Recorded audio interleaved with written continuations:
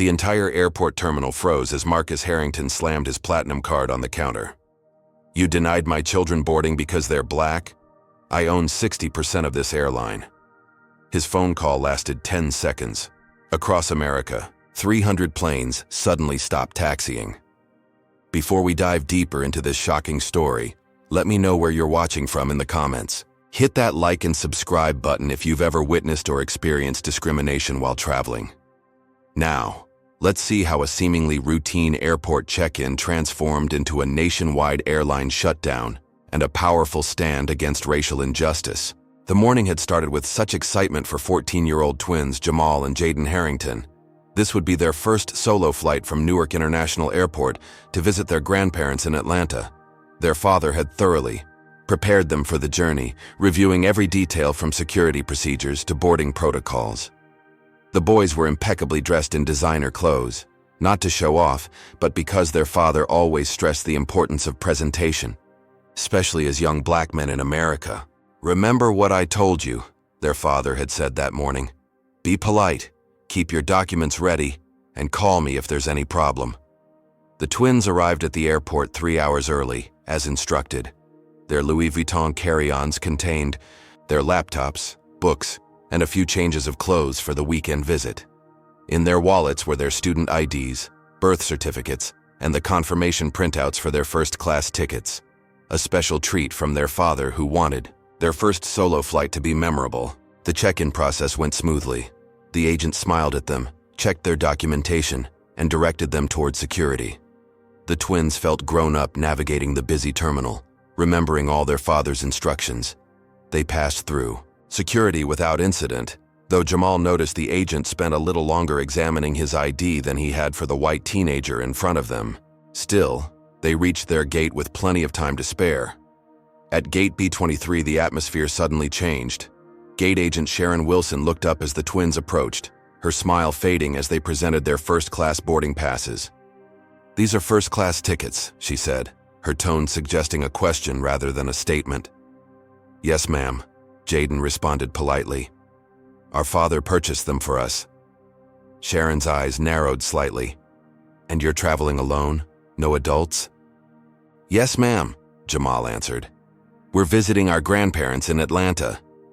The twins watched as a white teenage girl, approximately their age, approached the counter moments later. Sharon barely glanced at her documentation before smiling and wishing her a pleasant flight. Sharon turned back to the twins. "I'll need to verify these tickets. They seem unusual." Her fingers tapped at her computer. "These must be some kind of special program tickets, right? Discount vouchers or something?" Jayden shook his head. "No, ma'am. Our father purchased them directly from your website. Full fare." Sharon's expression hardened. "Well, there seems to be an issue with them in our system.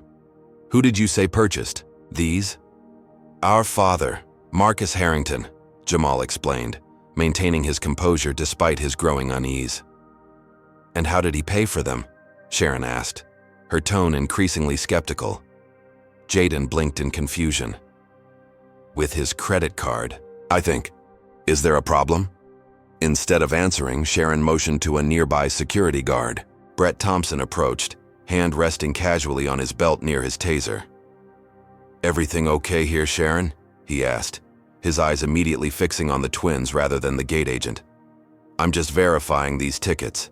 They're showing up as potentially fraudulent in our system," Sharon replied, though her computer screen showed valid confirmations. Jamal reached for his phone. "I can call our father right now. He can confirm everything." "Put that phone away," Brett instructed sharply. "No calls right now." All around them, other passengers were boarding the flight without incident. The twins noticed several white teenagers, some even younger than them, passing through with barely a glance from Sharon. "I don't understand," Jayden said, his voice starting to waver. "Our tickets are valid. We have our IDs. What's the problem?" Sharon exchanged a look with Brett. "We need to conduct additional screening. Step aside, please." For the next 15 minutes, as other passengers continued boarding, the twins stood to the side while Sharon repeatedly claimed to be verifying their tickets. Their calls to their father went unanswered as he was in a meeting. Finally, as the last passengers were boarding, Sharon made her decision. "I'm sorry, but I cannot allow you to board this flight. There are security concerns with your tickets." "What concerns?" Jamal demanded, his patience finally wearing thin. "You haven't explained anything. That's not something I'm at liberty to discuss," Sharon replied coldly. "You'll need to return to the ticket counter for assistance." As the gate door closed and the flight prepared for departure, the twins were left standing at the empty gate, humiliated and confused. Jayden finally got through to their father's voicemail and left a desperate message. "Dad, they wouldn't let us on the plane. We don't know why. Please call back." What the twins didn't know was that their father's response would shake the entire airline industry to its core. Marcus Harrington sat at the head of the conference table in the downtown Manhattan office of Harrington Technologies. At 42, he had built his tech security company from a dorm room startup into a billion-dollar enterprise. Today's board meeting was discussing their latest acquisition, a cybersecurity firm that would expand their government contracts division. When his assistant slipped into the room and whispered that his sons were calling repeatedly, Marcus knew something was wrong. He excused himself immediately.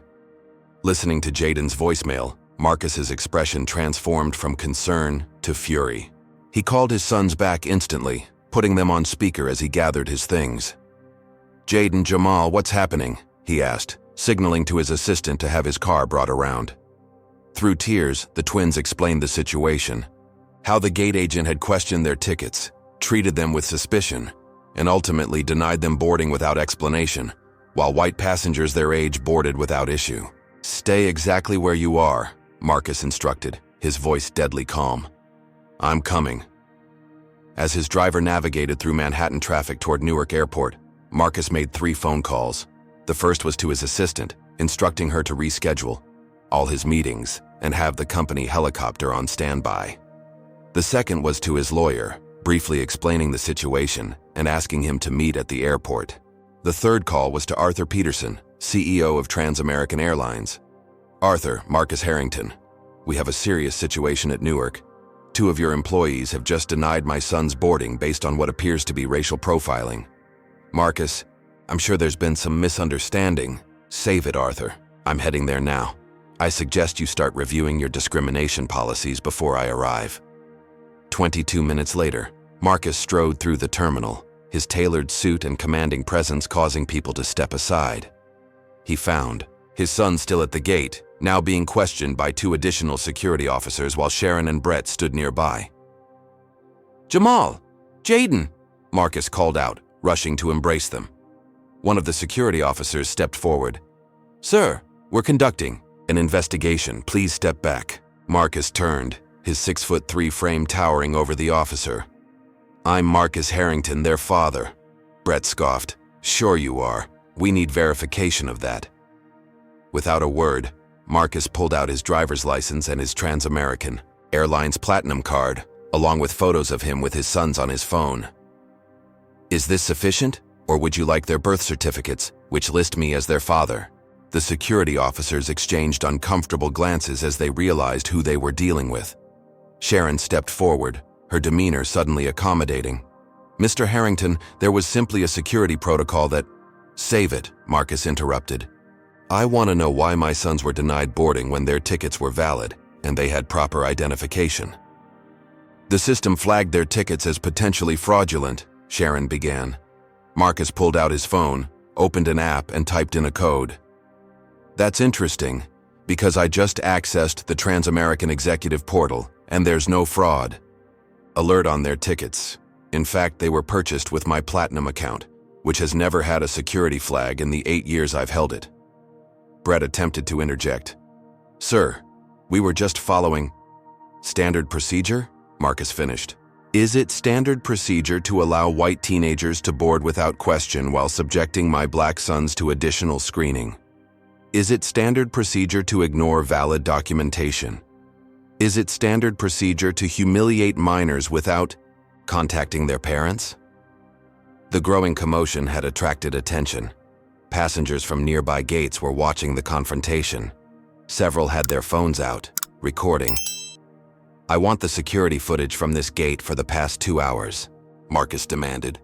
I want the boarding record showing every minor who was allowed on that flight, and I want your employee files, particularly any complaints filed against you. Sharon's face paled. Brett's hand moved instinctively toward his radio. Marcus turned away from them and made another call. This is Marcus Harrington. I'm initiating emergency protocol Alpha 79. Authorization code Harrington 603. Within seconds, his phone chimed with a confirmation message. Marcus looked up. At the departure boards throughout the terminal, one by one, all TransAmerican flights changed status to delayed. What did you just do? Asked a stunned Brett. Marcus slipped his phone into his pocket. I've initiated a safety protocol that grounds all TransAmerican flights nationwide. As majority shareholder and board member with executive privileges, I have that authority. The terminal erupted in confused murmurs as passengers noticed the sudden change in flight statuses. Marcus turned to face Sharon and Brett, his voice carrying throughout the now silent gate area. If my black sons can't fly safely on this airline, then no one flies. Now get me your supervisor, the airport director, and a direct line to TransAmerican headquarters. We're going to have a very long conversation about racial discrimination at this airline. As security personnel and airline officials began rushing toward the gate, Marcus put his arms around his son's shoulders, pulling them close. It's going to be okay, he assured them quietly. They picked the wrong family to discriminate against today. Chaos erupted across Newark International Airport as the reality of Marcus Harrington's actions spread through the terminal. The electronic departure boards that normally displayed a rainbow of airline logos now showed row after row of TransAmerican flights with bright red, delayed notifications. Gate agents' phones began ringing incessantly. Pilots and flight crews stood confused on jetways. In the control tower, air traffic controllers scrambled to understand why TransAmerican had suddenly pulled all clearance requests. What's happening? Why is our flight delayed? Demanded a businessman at Gate B12, where a TransAmerican flight to Chicago had been moments from departure. The gate agent, looking panicked, could only respond, "We're experiencing a system-wide delay. We'll update you as soon as we have more information." But information was already spreading through the terminal like wildfire. Passengers who had witnessed the confrontation at Gate B23 had posted videos online. Within minutes, Waters TransAmerican Grounded was trending on Twitter. Black twin boys racially profiled at Newark. CEO father just shut down entire airline in response. Watching it live. Absolutely wild. Back at Gate B23, airport management had arrived. Thomas Reynolds, the Newark terminal director, approached Marcus with a forced smile. "Mr. Harrington, I understand there's been an unfortunate incident, but grounding an entire airline is causing significant disruption." "That's exactly the point, Mr. Reynolds," Marcus replied coolly. "Discrimination should cause disruption. Now it's affecting everyone, not just my sons." Sharon and Brett had been quickly removed from the gate area, replaced by senior staff who looked terrified as they faced Marcus. Airport security officers hovered nearby, unsure whether to treat Marcus as a troublemaker or a VIP. Marcus's phone rang. It was Arthur Peterson, the CEO of TransAmerican. "Marcus, for God's sake, what are you doing? We have 16,000 passengers stranded nationwide. The financial damage—" "Arthur," Marcus interrupted, "is that really your first concern? Not the fact that your employees racially profiled and humiliated my children? I want Sharon Wilson and Brett Thompson suspended immediately, pending investigation. I want a full audit of discrimination complaints at Newark, and I want it announced publicly within the hour. You can't just— I own 60% of your company, Arthur. I absolutely can. Make the announcement, or I'll make it for you. Have you ever witnessed such a powerful response to discrimination? If you believe Marcus was right to take such dramatic action to protect his sons, comment number 1. If you think he went too far by disrupting thousands of travelers, comment number 2. Don't forget to like and subscribe to see how this high-stakes confrontation unfolds. What do you think will happen next as word of this unprecedented airline shutdown spreads across the country? Meanwhile, the situation was escalating. Passengers throughout the terminal were demanding answers. Some expressed solidarity with Marcus after hearing what had happened, while others grew increasingly frustrated with the delays. Marcus turned to his sons. "I'm sorry you had to experience this. No one should be treated this way regardless of their skin color." Jamal looked up at his father. "What's going to happen now, Dad?" "Now," Marcus said, "we make sure this never happens to another child." Marcus's lawyer, Raymond Washington, arrived at the terminal, pushing through the crowd. "Marcus, I came as soon as I could. This is unprecedented." "So was the level of discrimination my sons faced," Marcus replied. "Ray, I need you to begin collecting statements from witnesses and contact the Department of Transportation's Civil Rights Division." As Raymond got to work, Marcus received another call, this one from his pilot. "Mr. Harrington, the helicopter is ready whenever you need it." "Thank you, Steve. I'll need you to take my sons to Atlanta. Their grandparents are expecting them." He turned to Jamal and Jayden. "You'll still make it to Grandma and Grandpa's today, just not on TransAmerican." The twins exchanged looks. Jayden spoke first. "Dad, we want to stay with you. This is important." "This could get ugly," Marcus warned. "We know," Jamal said firmly, "but we need to see this through." Marcus nodded, pride momentarily replacing anger. "All right, but stay close." Thomas Reynolds returned, accompanied by a woman in a TransAmerican executive uniform. "Mr. Harrington, this is Patricia Delgado, Vice President of Operations for TransAmerican. She's been authorized to address your concerns." Patricia stepped forward. "Mr. Harrington, on behalf of TransAmerican Airlines, I want to express our deepest—" "Save the corporate apology," Marcus interrupted. "I want action, not words. Sharon Wilson and Brett Thompson, what's their status?" Patricia swallowed. "They've been suspended, effective immediately." "Not good enough," Marcus replied. "I want access to their personnel files and any complaints filed against them. I want to review the past 6 months of security footage from this gate, and I want TransAmerican's discrimination complaint data for the past 5 years." "Mr. Harrington, that's highly confidential. So is my son's dignity, which your employees violated. Either you provide what I've asked for, or I'll take this straight to the media and the courts." Patricia's phone chimed. She glanced at it, her face paling. "TransAmerican stock has dropped 12% in the last hour. It'll drop 50% by closing bell if I don't see meaningful action," Marcus stated flatly. As this confrontation unfolded, TransAmerican passengers across the country were feeling the effects. In Chicago, Los Angeles, Dallas, Miami, and dozens of other cities, thousands of travelers found themselves stranded. Competing airlines began offering special accommodation rates for affected passengers, seizing the opportunity to poach customers. At TransAmerican's headquarters in Dallas, emergency meetings were being convened. The company's crisis management team had never faced anything like this, their majority shareholder using his power to ground all flights in protest of racial discrimination. Back in Newark, Marcus had transformed a small conference room near the gate into a command center. His assistant had arrived with additional staff from Harrington Technologies.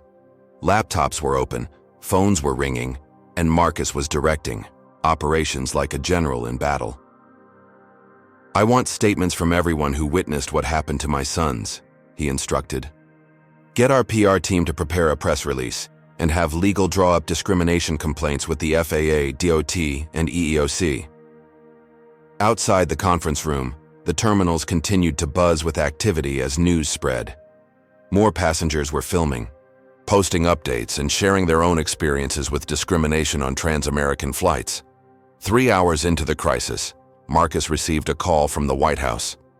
The transportation secretary was concerned about the nationwide disruption and wanted to understand the situation. "Madam Secretary," Marcus explained, "this is about more than my sons. This is about a pattern of discrimination that affects thousands of travelers of color every day. I'm using my position to shine a light on an issue that's been ignored for too long." As evening approached, TransAmerican CEO Arthur Peterson finally arrived at Newark, having flown in on a private jet. His face was ashen as he entered the conference room where Marcus waited. "Marcus," Arthur began, "you've made your point. We're facing a crisis that could bankrupt the airline.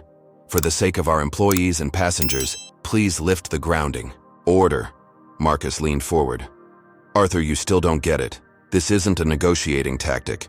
This is about fundamental human dignity. Your airline discriminated against my children because of their skin color. Now you're facing consequences. What do you want? Arthur asked, defeated. A complete overhaul of how TransAmerican handles diversity and discrimination. Independent. Auditors reviewing every complaint. Mandatory training for all staff. Transparent reporting of incidents. And a public acknowledgement of what happened today. Arthur hesitated. That will take time. Then I suggest you get started, Marcus replied, because until I see concrete action, TransAmerican stays on the ground. As night fell over Newark Airport, thousands of passengers had been rebooked on other airlines or given hotel vouchers. The financial damage to TransAmerican was already in the millions. But for Marcus Harrington and his sons, this was just the beginning of their fight for justice. The morning after the incident, Marcus Harrington had transformed the TransAmerican VIP lounge at Newark Airport into a full-scale investigation headquarters. Overnight, his team had brought in computers, printers, and communication equipment. Legal experts and civil rights attorneys worked alongside compliance officers and data analysts. The twins, Jamal and Jayden, sat in a corner, watching their father orchestrate what had become a national story. I want 3 separate teams, Marcus instructed the assembled group. Team 1 focuses on Sharon Wilson and Brett Thompson, their employment histories, complaint records, performance reviews. Team 2 examines TransAmerican's policies and how they're actually implemented. Team 3 gathers testimonials from other passengers who've experienced discrimination. Marcus's chief legal counsel, Raymond Washington, approached with a tablet. Marcus, we've obtained the security footage from yesterday. You need to see this.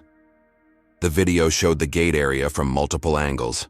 Marcus, Jamal, and Jayden watched as the footage confirmed everything the boys had described. The differential.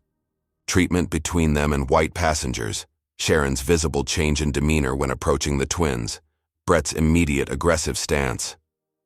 Now watch this, Raymond said, forwarding the footage to earlier that day. The video showed Sharon conducting similar additional screenings for 2 other groups, an elderly black couple and a Middle Eastern family. All while white passengers moved through without additional scrutiny. This isn't isolated, Raymond stated. It's a pattern. Marcus nodded grimly. Find more footage. Go back weeks if necessary. Across the room, Amelia Chen, a data analyst from Harrington Technologies, called out, Marcus, I've got Sharon Wilson's employee file. There are 6 passenger complaints for unprofessional behavior in the past year alone. 3 specifically mention racial bias, and they're all marked. Resolved with no further action, added James Lee, another analyst. Signed off by her supervisor, Michael Gaines. Marcus made a note. Add Gaines to our investigation. What about Brett Thompson? 8 complaints in 14 months, Amelia replied. 2 involving excessive force with minority passengers. All dismissed as following security protocols. By mid-morning, TransAmerican executives began arriving at the lounge, expecting to negotiate an end to the crisis. They found instead a full-scale investigation that had already uncovered disturbing patterns. Marcus, began Patricia Delgado, the VP of Operations who had met with him the previous day. Our board has authorized me to offer a comprehensive settlement, full apology, compensation for your sons, and not interested. Marcus cut her off. This isn't about money. Show me what you're doing about the systemic issues we're uncovering. Patricia looked uncomfortable. We have policies against discrimination. Policies that aren't enforced, Marcus interrupted again. Did you know Sharon Wilson has had multiple complaints about racial bias? Did you know they were all dismissed without action? Did you know your Newark security team disproportionately targets passengers of color for random screenings? The color drained from Patricia's face. I wasn't aware of the specific numbers. Then you're either incompetent or deliberately ignorant, Marcus replied coldly. Neither is acceptable for someone in your position. By midday, Marcus's team had interviewed 12 minority passengers who had experienced similar treatment at Newark's TransAmerican gates. Their stories were strikingly similar: unexplained security concerns, additional screenings, questioned documentation, all while white passengers moved through efficiently. One of Marcus's civil rights attorneys, Sophia Rodriguez, compiled the testimonials. "Marcus, these aren't isolated incidents. This is textbook systemic discrimination. I've litigated cases like this before, but rarely with such clear evidence." Meanwhile, TransAmerican's stock continued to plummet. Financial analysts were predicting losses exceeding $100 million for each day. The airline remained grounded. Business travelers were canceling corporate accounts. The airline's reputation was in freefall. Arthur Peterson, TransAmerican's CEO, arrived again at Newark, this time with the company's entire executive leadership team and board chair, William Montgomery. Their faces were grim as they entered the lounge. "Marcus," Arthur began, "this has gone far enough. You've made your point. The entire airline industry is watching. Our shareholders are panicking. Please, lift the grounding order, and let's resolve this reasonably." Marcus looked up from a report he was reviewing. "Arthur, 24 hours ago, your employees humiliated my children because of their skin color. In the time since, we've uncovered evidence suggesting this is a widespread problem throughout your airline. Your first concern was the financial impact, not the discrimination. So no, I haven't made my point yet." William Montgomery, a 70-year-old white man who had been with TransAmerican since its founding, stepped forward. "Mr. Harrington, with all due respect, you're using a sledgehammer to kill a fly. Yes, there may have been an unfortunate incident with your sons, but grounding an entire airline affects thousands of innocent people." Marcus's expression hardened. "Mr. Montgomery, that unfortunate incident is called racial discrimination, and it's illegal. As for affecting innocent people, my sons were innocent. Every person of color who's been profiled by your airline was innocent. Sometimes it takes a sledgehammer to fix a foundation that's cracked to its core." Raymond approached with another tablet. "Marcus, you need to see this. We found internal emails discussing discrimination complaints from last year." The emails, exchanged between middle and upper management, showed a disturbing pattern. Complaints about racial bias were consistently downplayed. One email from a regional director read, "These allegations are bad for public image. Handle internally, minimize paper trail, standard denial language." Marcus handed the tablet to Arthur and William. "Still think it's just a fly, gentlemen?" By late afternoon, the investigation had expanded further. Harrington Technologies' cybersecurity experts had gained authorized access to TransAmerican's complaint database, revealing hundreds of discrimination allegations across the country, most closed with no action.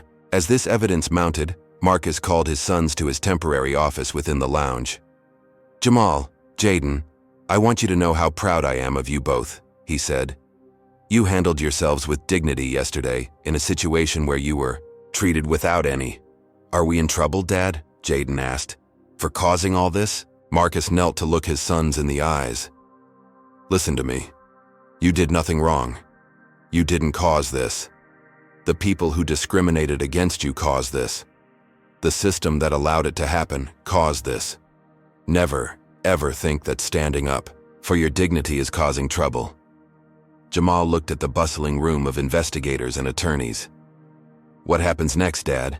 "Next," Marcus said, "we make sure TransAmerican changes, truly changes, so this doesn't happen to anyone else." That evening, Marcus called another meeting with TransAmerican's leadership. This time, he presented them with a comprehensive report of the day's findings. "Gentlemen, ladies," Marcus began, "in just 24 hours, we found enough evidence of systematic discrimination to support multiple class action lawsuits, federal civil rights investigations, and regulatory penalties. Your airline has a cancer growing inside it." The executives shifted uncomfortably as Marcus continued. "I'm not interested in destroying TransAmerican. I'm interested in transforming it. Tomorrow morning, I'll present you with a comprehensive reform plan. Either you accept it in its entirety, or I'll maintain the grounding, initiate legal proceedings, and use my shareholder position to replace this entire leadership team. As the executives filed out, Arthur Peterson lingered behind. Marcus, off the record, I had no idea it was this bad. That's the problem, Arthur, Marcus replied. You should have known. It was your responsibility to know. Night fell on Newark Airport, where hundreds of TransAmerican employees now faced uncertain futures. As news of the investigation spread, many came forward with their own stories. Flight attendants who had reported racist incidents only to be ignored, baggage handlers who had witnessed profiling, gate agents who had been trained to scrutinize certain passengers more carefully than others. The story had grown far beyond one incident with two black teenagers. It had exposed a culture of bias that permeated one of America's largest airlines, and Marcus Harrington was determined to root it out completely. By the third day of what the media had dubbed the TransAmerican standoff, the story had transcended business news to become a national conversation about race, power, and accountability. Morning shows, cable news networks, and social media platforms were dominated by debates about Marcus Harrington's unprecedented response to his son's treatment. Good morning, America. Our top story continues to be the nationwide grounding of TransAmerican Airlines by tech billionaire Marcus Harrington after his black teenage sons were allegedly denied boarding due to racial profiling, announced a CNN anchor. The hashtag #JaiShGroundedForJustice had amassed over 2 million posts across social media platforms. Videos of the original confrontation at Newark Airport had been viewed tens of millions of times. Public reaction was sharply divided. Many praised Marcus for using his position to force accountability for discrimination that ordinary people had no power to fight. Others criticized him for what they deemed an excessive response that affected innocent travelers. What makes this story so powerful, explained a social commentator on MSNBC, is that it demonstrates how even wealth and status don't shield Black Americans from racism. If the children of a billionaire can be profiled this way, imagine what happens to those without resources. Fox News took a different angle. While discrimination is never acceptable, is one man's vendetta worth disrupting the entire national air transport system? Many are calling Harrington's actions corporate terrorism. Marcus had anticipated the media frenzy and assembled a skilled communications team. Rather than hiding, he decided to address the public directly. He agreed to an exclusive interview with Christiane Amanpour, known for her tough but fair questioning. Mr. Harrington, Amanpour began. Some would say you're using your wealth and power to wage a personal battle. How do you respond? Marcus sat comfortably beside his sons who had insisted on joining the interview. Christiane, if wealth and power can't be used to fight injustice, then what good are they? My sons experience something that thousands of travelers of color experience every day. The difference is, I have the means to demand accountability. But grounding an entire airline, affecting thousands of travelers who had nothing to do with the incident? Sometimes, Marcus replied, systems only change when those with privilege feel the impact. For too long, discrimination has only hurt the discriminated against. Now everyone feels it. That creates pressure for real change. Jamal spoke up. Ms. Amanpour, before this happened, I thought being my father's son would protect me from racism. Now I understand that's not how it works. Jayden added, we just wanted to visit our grandparents. We didn't do anything wrong. Their poised, articulate responses humanized the story for millions of viewers, shifting public opinion further in their favor. Meanwhile, competing airlines were capitalizing on TransAmerican's crisis. Delta, United, and American all issued statements reaffirming their commitment to anti-discrimination policies. Several announced new diversity training initiatives, clearly trying to distance themselves from TransAmerican's troubles. We're seeing a domino effect across the industry, noted a transportation analyst on Bloomberg TV. Every airline is suddenly examining their practices, knowing they could be next under the microscope. Not all coverage was sympathetic to the Harringtons. Right-wing media outlets began digging for dirt, questioning Marcus's business practices, and even suggesting the twins had misbehaved at the gate. A claim quickly disproven by the security footage. One particularly ugly segment on a conservative talk show suggested the whole incident was a publicity stunt. Harrington Technologies. Has government contracts up for renewal. Convenient time to play the race card, isn't it? Marcus had anticipated this too. His team released a statement. Attempts to discredit the Harrington family or diminish the reality of the discrimination they faced reflect exactly the kind of bias we're fighting against. The evidence speaks for itself. The flight attendants. Union issued a carefully worded statement supporting both the fight against discrimination and their members who were now facing financial hardship due to the grounding. We stand against bias in all forms while also advocating for our members who had no part in this incident. By mid-afternoon, the story took another turn when the civil rights attorney Ben Crump announced he was representing 6 other families who claimed similar discrimination by TransAmerican. The Harrington case has broken the dam. People are no longer afraid to come forward with their experiences. Social media became a platform for thousands to share their own stories of discrimination while traveling. Black doctors, lawyers, executives, and everyday travelers recounted being questioned, searched, and humiliated, despite having valid tickets and documentation. Flying while black should not be a different experience than flying while white, wrote one viral tweet that was shared over 100,000 times. As evening approached, TransAmerican's CEO Arthur Peterson finally addressed the public in a press conference. His statement, clearly crafted by crisis management experts, acknowledged serious concerns about the incident while stopping short of admitting systematic discrimination. TransAmerican Airlines is committed to treating all passengers with dignity and respect. We are taking the allegations regarding the Harrington family extremely seriously and conducting a thorough investigation. We ask for patience as we work to resolve this situation. The response was immediately criticized as inadequate. Marcus issued a one-sentence statement in reply. Acknowledgement without accountability is just more corporate theater. By nightfall, the financial damage to TransAmerican had grown severe. The stock had fallen nearly 40%. Booking sites had removed TransAmerican flights from their default search results. Corporate clients were publicly canceling their contracts. The airline's board of directors convened an emergency meeting, with some members joining virtually. Inside sources reported heated debates about whether to capitulate to Marcus's demands or fight back legally to end the grounding. At Newark Airport, where it had all begun, a remarkable scene unfolded. Hundreds of people, travelers, activists, and ordinary citizens gathered for an impromptu rally in support of the Harringtons. They carried signs reading, "Fly fair or don't fly," and "Justice before profits." Marcus and his sons watched the coverage from their hotel suite, moved by the outpouring of support. "Dad," Jamal said quietly, "I never thought our trip to see Grandma and Grandpa would turn into all this." Marcus put his arm around his son's shoulders. "Sometimes standing up for what's right creates ripples we never expected.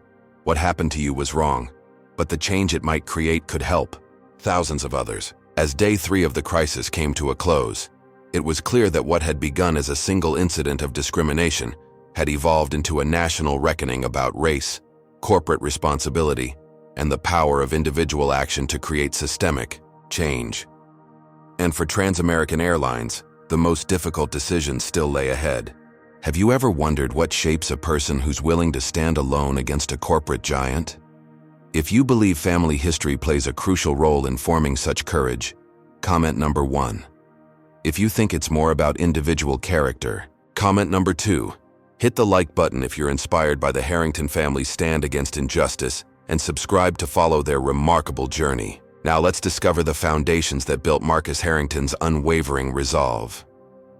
Long before Marcus Harrington became a tech billionaire capable of grounding an airline with a phone call, he was just a skinny kid from South Chicago with big dreams and a mother who refused to let him settle for less. LaTonya Harrington raised Marcus alone in a 2-bedroom apartment in Bronzeville, working double shifts as a hospital nurse to provide for her son. Marcus's earliest memories were of watching his mother study medical textbooks at their kitchen table after putting him to bed, determined to advance from LPN to RN to increase their opportunities. "Education is the one thing they can never take from you," she would tell him. "Your mind is your most powerful asset." When Marcus showed an early aptitude for mathematics and computers, LaTonya scraped together enough money to buy him a second-hand computer. By age 12, he was coding simple, programs. By 15, he was fixing computers for neighbors to earn extra money. His academic excellence earned him a scholarship to MIT, making him the first in his family to attend college. The transition from South Chicago to Cambridge, Massachusetts was jarring. For the first time, Marcus found himself in environments where he was often the only black person in the room. "I remember my first advanced programming class," Marcus told his sons years later. "The professor asked a question, and I raised my hand with the answer. He looked right past me, even though I was the only one with my hand up. I had to say the answer out loud, unrequested, before he would acknowledge me." These microaggressions continued throughout his college years.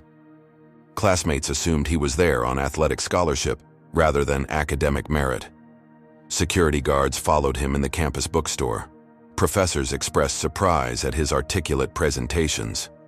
Rather than being defeated by these experiences, Marcus channeled his frustration into excellence. He graduated summa cum laude and immediately began developing the encryption software that would eventually become the foundation of Harrington Technologies. Success came neither quickly nor easily. Venture capitalists were reluctant to invest in a young black entrepreneur without connections. One memorable rejection came after a pitch where Marcus was told his idea was impressive, but they were looking for founders with a more established background. He bootstrapped his company from a small apartment, living on ramen noodles and determination.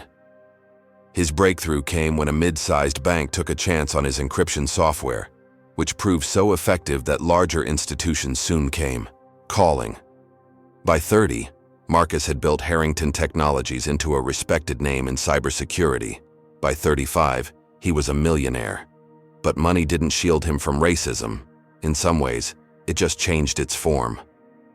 There was the time a luxury car dealership assumed he was a basketball player rather than a tech CEO. The high-end restaurant that seated him near the kitchen despite empty tables by the windows. The real estate agent who tried to steer him away from certain neighborhoods. It was during this period that Marcus met Amara Johnson, a brilliant neurosurgeon who understood his experiences all too well. Born to Nigerian immigrants who emphasized education above all else, Amara had navigated her own path through predominantly white institutions. "The first time I assisted in surgery," she told Marcus on their third date, "the patient asked if I was there to clean the room. The attending physician said nothing. I had to explain that I was, in fact, part of the surgical team." Their shared experiences of having to be twice as good to get half as far created an immediate bond. They married within a year, each appreciating the other's drive, intelligence, and understanding of the complex realities of being black professionals in America. When they decided to have children, they had serious conversations about what it would mean to raise black children in a country where racism remained a daily reality. "I was terrified," Amara admitted in a family therapy session years later. "Not of having children, but of bringing black children into a world that would see their skin before seeing their humanity." They prepared methodically, as they did everything else. They read books on raising confident black children. They joined support groups for upper-middle-class black families. They carefully selected diverse schools and neighborhoods. When the twins were born, identical boys they named Jamal and Jayden, Marcus and Amara were determined to give them both privilege and perspective. "We never wanted them to be defined by limitations," Marcus explained to a close friend. "But we also never wanted them to be blindsided by racism the way we were." From an early age, the Harringtons had what they called reality conversations with their sons. They explained that some people might treat them differently because of their skin color. They role-played scenarios involving police interactions. They discussed how to respond to both overt racism and subtle bias. "It's the talk that every black parent has with their children," Amara explained to a colleague who asked why they would burden young children with such heavy topics. "Except we have it repeatedly, updating it as they grow, because the stakes are too high not to." Despite their wealth and status, the Harringtons experienced numerous incidents that reminded them of their vulnerability. There was the time the family was shopping in an upscale department store, and security followed the twins while ignoring white children who were being far more disruptive. There was the school administrator who suggested the boys might be more comfortable in less advanced classes despite their excellent grades. There was the neighbor who called police when Marcus was locked out of his own home and attempting to enter through a window. Amara's prestigious hospital position didn't prevent patients from sometimes mistaking her for a nurse or orderly. Marcus's company success didn't stop people from expressing surprise when they discovered he was the founder and CEO rather than an employee. The twins' prestigious private school, Bradford Academy, provided excellent education, but also frequent reminders of their difference. When Jamal was 11, a classmate told him he was pretty smart for a black kid. When Jayden excelled in mathematics, a teacher suggested he might have a natural aptitude for rhythm and counting. Marcus and Amara addressed each incident head-on, always working with the twins to process their feelings while advocating for accountability. Never let anyone's perception of you become your reality, became a family mantra. When the twins turned 13, Marcus and Amara decided it was important for them to spend significant time with their grandparents in Atlanta. LaTonya Harrington had retired there, living near Amara's parents, the Johnsons, who had both been civil rights activists in their youth. Your grandparents fought battles so we could have opportunities, Marcus explained to his sons. Now we fight battles so you can have even more. Someday, you'll do the same for your children. These visits to Atlanta became a crucial connection to their heritage. The twins learned family history, including stories of their great-grandfather, who had marched with Dr. King, and their great-grandmother, who had been one of the first black teachers in her county after desegregation. You come from people who never back down from fighting for what's right, LaTonya told her grandsons during one summer visit. Never forget that.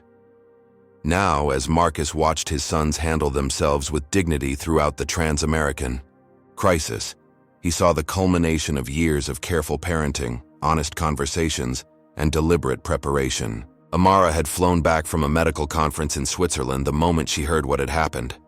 When she arrived at their hotel suite in Newark, she embraced the twins fiercely before turning to Marcus. You did exactly what we always said we would do, she said. You used your position to demand the respect they deserve. As the family gathered in their suite that evening, the twins' grandparents joined via video call from Atlanta. I'm so proud of you boys, LaTonya said, her voice firm despite her 80 years. And Marcus, you're doing what needs to be done. Don't let them minimize this. Amara's father, Dr. Johnson, nodded in agreement. In my day, we boycotted buses. You're grounding planes. Different tactics, same fight. Later that night, after the twins had gone to bed, Marcus and Amara sat together reviewing the day's developments. Do you think we're doing the right thing? Marcus asked quietly. This is bigger than I expected. Amara took his hand. Remember what we always told the boys? If not us, then who? If not now, then when? We have the platform and the power to make real change. That makes it our responsibility. Marcus nodded, drawing strength from the family legacy that had brought them to this moment, from his mother's late-night studies at the kitchen table, to his own struggles for recognition, to their careful preparation of the twins for a world that wouldn't always see their value. Tomorrow, he said, we push for real change, not just apologies. What they didn't know was that the fight was about to become even more challenging as TransAmerican's board prepared to push back against the man who had brought their airline to a standstill. The fourth day of the crisis dawned with a dramatic escalation. Marcus Harrington arrived at his makeshift headquarters in the Newark Airport VIP lounge to find an official-looking document waiting for him. It was a notice of an emergency TransAmerican board meeting scheduled for noon, with a single agenda item. Vote on removal of Marcus Harrington from board of directors for actions detrimental to company interests. Raymond Washington, Marcus's attorney, reviewed the document with a frown. They're trying to outmaneuver you. If they remove you from the board, they'll argue you no longer have authority to maintain the grounding order. Marcus nodded calmly. I expected this. It won't work, but it shows they're still not taking the underlying issue seriously. Just as they were discussing strategy, Marcus's phone buzzed with an urgent news alert. TransAmerican had filed for an emergency injunction in federal court to force resumption of flights, arguing that Marcus's actions constituted improper use of corporate authority for personal grievances. They're coming at us from multiple angles, Raymond observed. Good, Marcus replied, surprising his attorney. "It means they're scared. When people get scared, they make mistakes." Marcus called an immediate meeting with his expanding team of attorneys, PR specialists, and investigators. The VIP lounge now resembled a war room, with multiple workstations, evidence boards, and a constant flow of information. "TransAmerican is trying to regain control through legal channels," Marcus Huey explained to the assembled group. "They still don't understand that this isn't about control. It's about accountability. Let's respond accordingly." Within an hour, Marcus had his counter-strategy in motion. First, his legal team filed opposition to the injunction, including the mounting evidence of systemic discrimination they'd uncovered. Second, he issued a public statement revealing that he was considering selling his 60% ownership stake to TransAmerican's largest competitor, sending the already battered stock into further decline. "Mr. Harrington," a CNBC reporter asked during a hastily arranged press conference, "are you really willing to potentially destroy an entire airline over this incident?" Marcus looked directly into the camera. "This isn't about one incident. This is about a pattern of discrimination that TransAmerican has ignored for years. And I'm not destroying anything. I'm forcing transformation. Companies that can't operate without discrimination deserve to fail." Back at TransAmerican headquarters in Dallas, panic was setting in.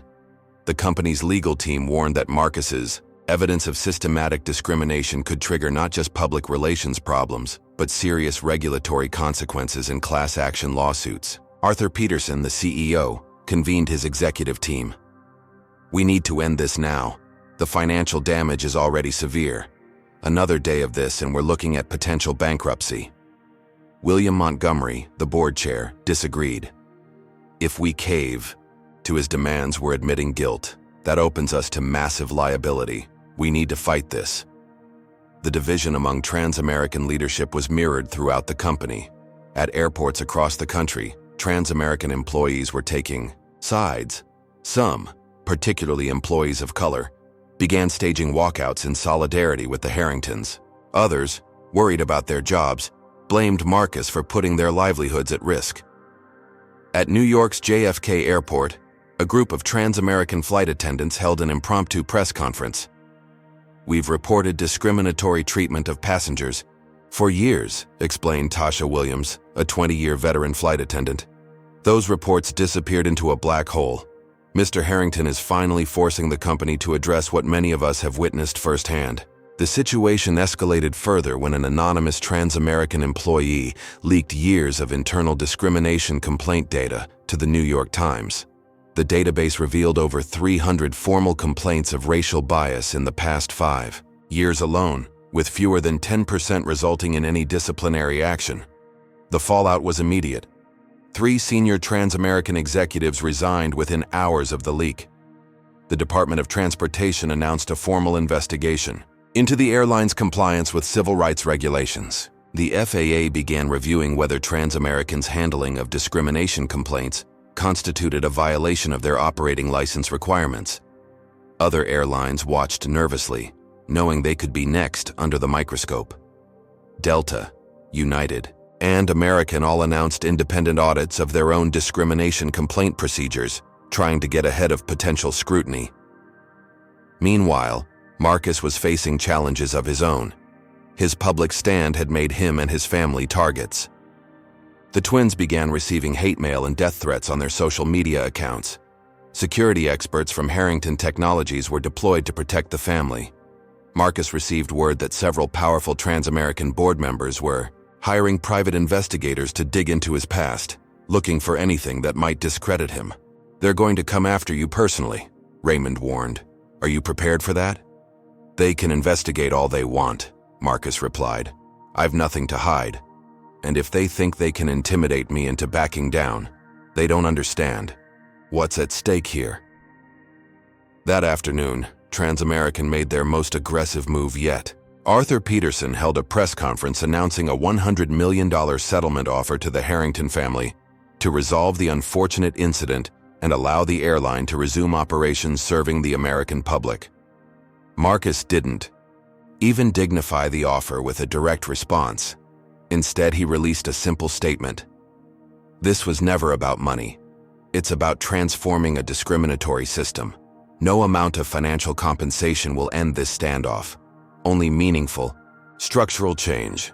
As the board meeting approached, Marcus received surprising support from an unexpected quarter. 15 minority shareholders of TransAmerican filed an emergency motion supporting Marcus's position, arguing that the systematic discrimination represented a long-term business risk that the current leadership had failed to address.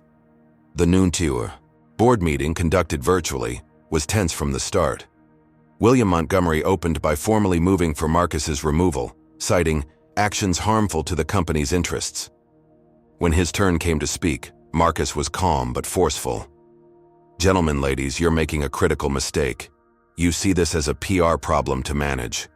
I see it as a moral failure that requires correction. Remove me if you wish, but know that I will then immediately announce my intention to sell my majority stake to the highest bidder, likely one of our competitors. You'll have won the battle and lost the company. The threat was not idle. 3 competing airlines had already quietly reached out to Marcus's team, sensing an opportunity to acquire a weakened rival. The vote to remove Marcus failed, with only Montgomery and 2 allies voting in favor. The remaining board members, seeing the writing on the wall, were unwilling to risk the corporate suicide that forcing Marcus out would represent. As evening approached on the 4th day of the crisis, Sharon Wilson and Brett Thompson, the employees who had initially denied the twins boarding, gave an exclusive interview to a right-leaning news network. They portrayed themselves as victims of corporate politics, insisting they had simply followed protocols. I have nothing against those boys, Sharon claimed, her voice breaking for the cameras. But their tickets were flagged in our system. I was just doing my job. Brett nodded, in agreement. Security doesn't see color. We see threats and non-threats, that's it. The interview backfired spectacularly. Viewers quickly noted inconsistencies in their statements. Sharon claimed the tickets were flagged by the system, but earlier evidence had shown no such flags existed. Brett's claim that security doesn't see color was contradicted by his own record of disproportionately stopping passengers of color. Social media dissected the interview mercilessly, with just lying Sharon trending within hours. More damaging still, former TransAmerican employees began coming forward with stories about both Sharon and Brett, describing a pattern of discriminatory behavior that had been reported, but never addressed. By nightfall, the tide had decisively turned. A coalition of civil rights organizations announced plans for nationwide protests at TransAmerican ticket counters. Corporate clients publicly canceled their contracts with the airline. The company's credit rating was downgraded twice in a single day. In a last-ditch effort to salvage the situation, Arthur Peterson requested a private meeting with Marcus away from lawyers and media. They met in a secure conference room at a neutral location. Arthur looked like he hadn't slept in days. Marcus, he began, you've made your point. The company is bleeding out. Thousands of employees, most of whom had nothing to do with what happened to your sons, are at risk of losing their jobs. What will it take to end this? Marcus slid a document across the table. This is a comprehensive reform plan developed by civil rights experts and airline industry specialists. It includes mandatory bias training, hiring overhauls, transparent complaint procedures, and independent oversight. Implemented in its entirety and I'll lift the grounding order. Arthur skimmed the document, his face paling. Marcus, this would cost tens of millions to implement. The shareholders would revolt. The shareholders are already revolting, Marcus pointed out. Your stock has lost over 50% of its value. You're facing regulatory investigations and class action lawsuits. This plan is your lifeline, not your burden. I'll need board approval, Arthur hedged. Then get it, Marcus replied simply. You have until noon tomorrow. After that, I begin entertaining purchase offers for my shares. As Marcus left the meeting, he received a call from Amara. The family had been moved to a secure location due to the increasing threats. The boys want to know how much longer this will go on, she said. Tell them not much longer, Marcus replied. One way or another, this ends tomorrow. What he didn't tell her was that he was facing the most difficult decision of his career. whether to destroy an airline that had discriminated against his children or transform it into a model for the industry. The choice would affect not just his family, but thousands of employees and millions of passengers. And time was running out. As the crisis entered its fifth day, TransAmerican Airlines stood at the brink of financial collapse. The company's stock had plummeted to historic lows. Credit agencies had downgraded its debt to junk status. Rival airlines were circling like vultures, preparing to divide TransAmerican's routes and assets if it failed. More significantly, the human toll was mounting. Over 20,000 employees faced uncertain futures. Passengers with loyalty accounts worried about their accumulated miles. Communities that depended on TransAmerican as their primary air service connection feared isolation.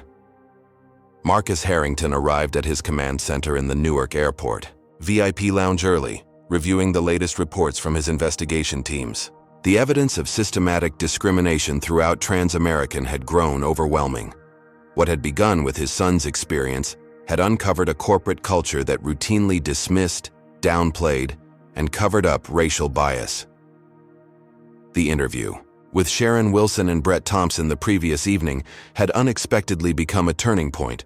Their defensive, contradictory statements had backfired dramatically, triggering an avalanche of testimonials from current and former TransAmerican employees.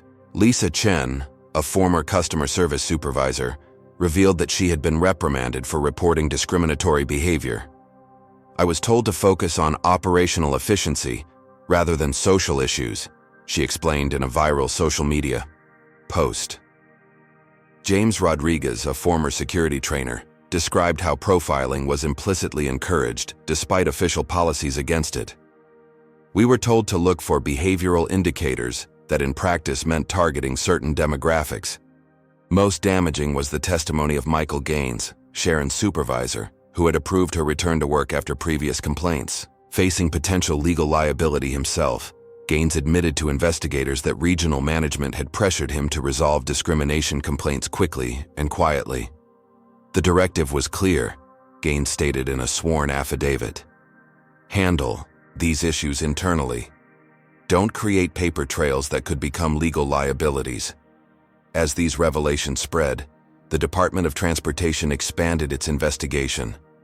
The Civil Rights Division of the Justice Department announced its own inquiry. What had begun as one family's stand against discrimination had evolved into a comprehensive federal investigation of the entire airline industry's practices. At 11 o'clock, Marcus received word that the TransAmerican board had convened an emergency meeting to discuss his reform proposal. His sources inside the company reported heated debates between those who wanted to accept the reforms and those who still believed they could outlast Marcus's resolve. While waiting for the board's decision, Marcus met with the twins and Amara in a private corner of the lounge. After days in the spotlight, the family needed a moment together. "How are you boys holding up?" Marcus asked his sons. "We're okay, Dad," Jamal replied. "But everyone at school is talking about it. Some kids are saying you're destroying the airline because of us." Marcus sat down beside them. "Listen to me. None of this is because of you. It's because of what was done to you. There's a big difference." "But what about all the people who might lose their jobs?" Jayden asked, the concern evident in his voice. The question struck Marcus deeply. He had been so focused on fighting the discrimination that he hadn't fully considered how his sons might be processing the broader implications. "That's a really important question," Marcus acknowledged. "And it shows your compassion. Here's the truth. I don't want anyone to lose their job. What I want is for TransAmerican to become a company where what happened to you couldn't happen to anyone else." "Can't you just make them apologize and change their rules?" Jamal suggested. "Maybe they've learned their lesson now." Marcus exchanged glances with Amara, impressed by their son's desire for resolution rather than retribution. "An apology without change is just manipulation," Amara explained gently. "But your father's goal isn't to punish the airline, it's to transform it." The conversation gave Marcus a moment of clarity. From the beginning, he had wielded his power to demand justice for his sons. But true justice wasn't about punishment, it was about transformation. At noon, Marcus received word that Arthur Peterson, and William Montgomery were requesting a meeting, this time with the twins present. After conferring with Amara and ensuring the boys were comfortable with the idea, Marcus agreed. The meeting took place in a private conference room. Arthur and William entered, looking grave. To Marcus's surprise, they were accompanied by Janet Reynolds, TransAmerican's newly appointed Chief Diversity Officer, a position that hadn't existed 5 days earlier. Arthur spoke first, addressing not Marcus, but the twins. Jamal, Jayden, I want to personally apologize for what you experienced at our airline.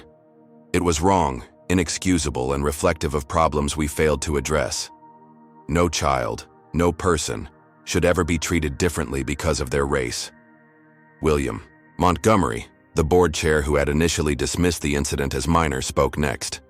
Young men, I owe you an apology as well. I failed to understand the seriousness of what happened to you. In doing so, I was part of the problem. Marcus watched his sons carefully, ready to intervene if they seemed uncomfortable, but the twins sat tall, listening respectfully. Janet Reynolds then presented a comprehensive overview of the reforms TransAmerican was preparing to implement. They went beyond even what Marcus had demanded. We're establishing an independent oversight committee with representatives from civil rights organizations. We're implementing mandatory bias training for all customer-facing staff. We're overhauling our hiring practices to increase diversity at all levels, and we're creating a transparent complaint process with public reporting of outcomes.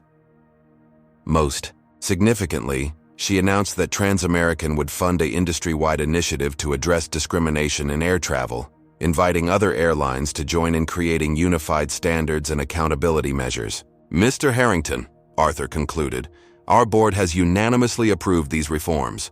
We're not just trying to end this crisis. We're committed to becoming the industry leader in equitable treatment for all passengers. Marcus studied the executives carefully, looking for signs of insincerity. Instead, he saw what appeared to be genuine recognition of the need for change.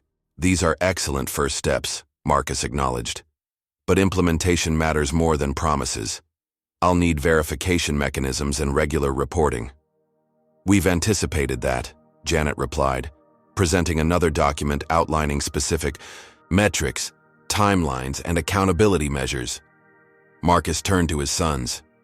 Jamal, Jayden, what do you think? This is about what happened to you. Your voices matter here. The twins conferred quietly, then Jamal spoke. We think they should get a chance to fix things. Everyone deserves a chance to do better. Jayden nodded in agreement. But they need to help other people who were discriminated against too, not just us. Marcus felt a surge of pride in his son's wisdom and compassion. They weren't seeking vengeance, but genuine change. Gentlemen, Marcus addressed the executives, my sons have shown more wisdom and grace than many adults would in this situation. I agree with their assessment. He outlined his conditions. The reforms would be implemented with independent verification. Sharon and Brett would not be simply fired, but required to undergo extensive education about bias and its impacts. And TransAmerican would establish a scholarship fund for minority students pursuing careers in aviation. Meet these conditions, Marcus concluded, and I'll lift the grounding order immediately. Arthur extended his hand. We accept all conditions. William, who days earlier had dismissed the incident as minor, added, Mr. Harrington, you've done something remarkable here. You've forced not just our airline but our entire industry to confront issues we've ignored for too long. The agreement was formalized within the hour. At 2 o'clock, Marcus stood before a bank of media cameras in the main terminal at Newark Airport, flanked by his family and TransAmerican executives. Today marks not an ending, but a beginning, he announced. TransAmerican Airlines has committed to comprehensive reforms that will address the systematic discrimination my sons and countless others have experienced. Effective immediately, I am lifting the grounding order and allowing flights to resume. Arthur Peterson stepped forward next. We thank the Harrington family for their courage in holding us accountable.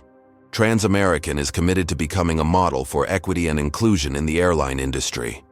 We are resuming operations with a renewed commitment to ensuring every passenger is treated with dignity and respect. As the press conference concluded, a spontaneous applause broke out in the terminal. Passengers, airport workers, and even some TransAmerican employees recognized they were witnessing a rare moment of corporate accountability. That evening, as TransAmerican planes began taking to the skies again, Marcus sat with his family in the privacy of their hotel suite. "Did we do the right thing?" he asked Amara quietly, while the twins were engrossed in a video game. "You turned a moment of injustice into a movement for change," she replied. "That's always the right thing." Marcus nodded thoughtfully. "I had the power to destroy an airline. Instead, we're transforming it." "That's the difference between revenge and justice," Amara said. "Revenge tears down, justice builds up." As they watched the news coverage of TransAmerican flights resuming nationwide, Marcus realized that what had begun as a father's righteous anger had evolved into something more significant, a template for how power and privilege could be used to create lasting change. The real work, he knew, was just beginning. 1 month after TransAmerican flights resumed operations, Marcus Harrington stood at a podium in the company's Dallas headquarters. Behind him hung a new corporate banner: "Every passenger, every journey, equal respect." The audience included TransAmerican executives, employees, civil rights leaders, and industry regulators. 30 days ago, Marcus began, my sons were denied boarding because of the color of their skin. Today, I'm proud to report that TransAmerican has not only implemented the promised reforms, but has exceeded our expectations in several key areas. The transformation had been remarkable by any standard. The airline had established the industry's most comprehensive anti-bias protocols, including a blind customer service system that removed racial identifiers from passenger records body, cameras for all security personnel with footage regularly reviewed by independent auditors, a transparent complaint system with public reporting of incidents and resolutions, mandatory quarterly bias training for all customer-facing staff, a diverse hiring initiative that had already increased minority representation in leadership positions by 20%. Arthur Peterson, who had initially resisted Marcus's demands, now stood beside him as a committed ally. "What began as a crisis has become an opportunity," Arthur acknowledged. "Our company is stronger, fairer, and more competitive because of these changes." The statistics supported his claim. After an initial drop in bookings following the crisis, TransAmerican was now seeing passenger numbers exceed pre-incident levels. Their customer satisfaction scores had improved dramatically. Perhaps most surprisingly, employee morale had risen as workers embraced the more equitable corporate culture. Sharon Wilson and Brett Thompson, the employees who had denied the twins boarding, had faced consequences for their actions. Rather than simply being fired, however, they had been required to undergo extensive education on racial bias and its impacts. Sharon had been particularly transformed by the experience. "I never saw myself as racist," she explained in a recent interview. "But I've come to understand how implicit bias affected my actions. I judged those boys based on stereotypes I didn't even realize I held." Sharon had requested to meet with the Harrington family to apologize personally. The meeting, which took place under Marcus's conditions, became an unexpected moment of healing. "I'm truly sorry for how I treated you," Sharon told Jamal and Jayden, her voice breaking. "You deserved better. I'm working every day to be better." The twins, displaying maturity beyond their years, accepted her apology with grace. "Everyone makes mistakes," Jayden told her. "What matters is learning from them." Beyond TransAmerican, the impact of the Harrington stand had rippled throughout the transportation industry. The Department of Transportation had adopted new anti-discrimination standards based largely on the reforms implemented at TransAmerican. Other airlines had proactively established similar protocols, fearing both regulatory consequences and public backlash if they failed to address potential discrimination. Marcus had established the Air Travel Equality Foundation, an independent watchdog organization funded by a portion of the settlement TransAmerican had paid to resolve potential legal claims. The foundation monitored discrimination complaints across all airlines and advocated for policy changes where needed. The twins had become reluctant celebrities and youth advocates for equality.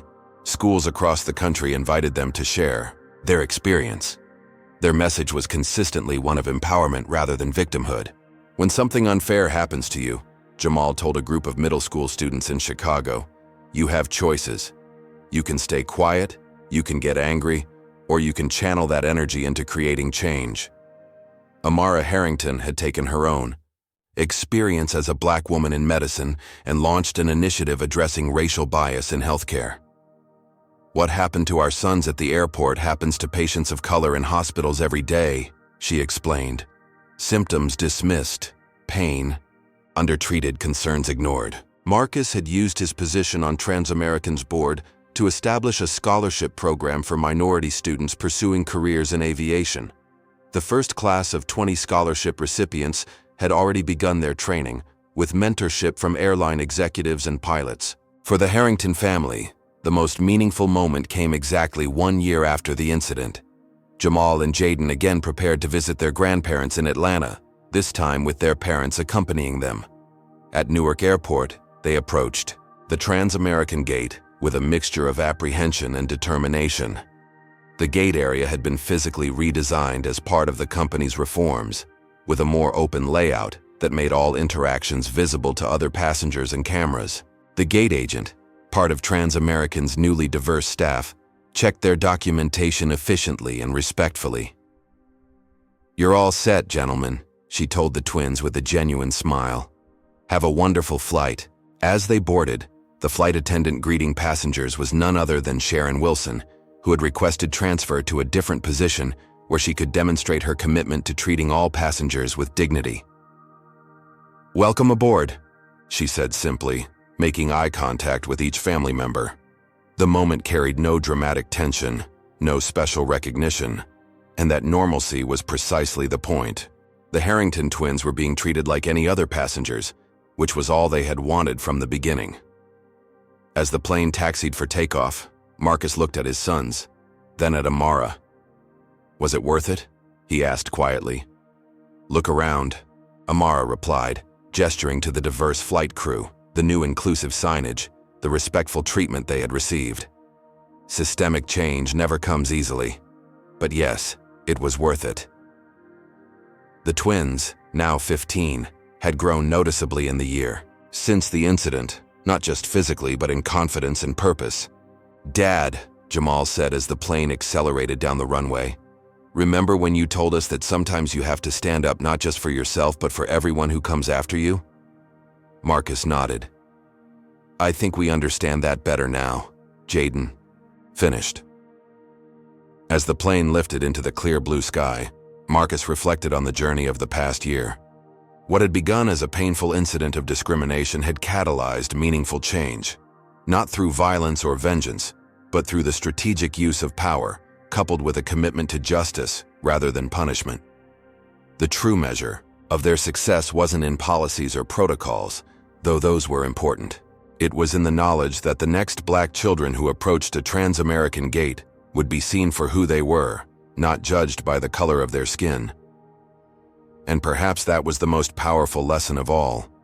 That change, real change, was possible when people of conscience refused to accept injustice, even when confronting entrenched systems that seemed immovable. The Harrington family's stand had shown that the arc of history does indeed bend toward justice, but sometimes it needs a firm push in the right direction. What would you do if you witnessed discrimination in a public place? Would you speak up or stay silent? Comment below with your thoughts. If this story inspired you, please like, subscribe, and share it with others who might need to hear this message of courage and transformation. Thank you for joining us on this powerful journey of standing up against injustice and creating meaningful change in our world. The Harrington family's journey teaches us that true change requires both courage and strategy. When Marcus confronted discrimination against his sons, he didn't merely seek an apology, he demanded systemic transformation. His approach demonstrates that power, when wielded responsibly, can dismantle entrenched injustice. This story reminds us that discrimination persists at all levels of society, affecting even those with privilege and resources. The twins learned that their father's wealth couldn't shield them from racism, but it could become a tool for creating lasting change. Perhaps the most powerful lesson is the difference between revenge and justice. Marcus could have destroyed TransAmerican Airlines, but instead chose the harder path of reformation. By focusing on transforming systems rather than punishing individuals, he created impact far beyond one incident. The story also highlights the importance of preparation. The Harrington parents had equipped their sons with both confidence and awareness, preparing them to navigate a world that wouldn't always see their humanity first. Ultimately, this story shows us that change happens when people refuse to accept the way things are, and instead envision the way things should be, then use whatever resources they have to bridge that gap. Have you ever witnessed discrimination and wished you could make a difference? What would you do if you were in Marcus's position? Comment below with your thoughts or share a time when you stood up against injustice. If this story resonated with you, please like and subscribe for more powerful narratives about courage and transformation. Share this video with someone who needs to be reminded that one person can create meaningful change when they refuse to accept injustice. Thank you for joining us on this journey. Together, we can build a more equitable world where everyone is treated with dignity and respect.